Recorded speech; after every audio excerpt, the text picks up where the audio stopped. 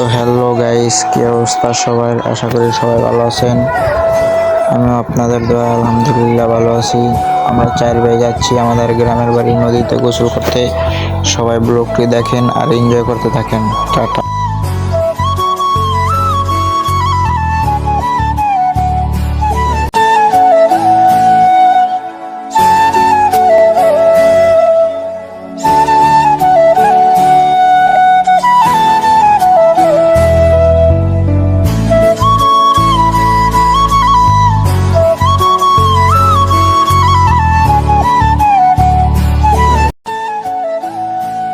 এই জায়গায় দেখেন গাইস কি হয়েছে, আমার ছোট ভাই আর কি পিছনে পড়ে গেছে। ও আর কি বলতেছে যে আমাকে নিয়ে যা নিয়ে যা।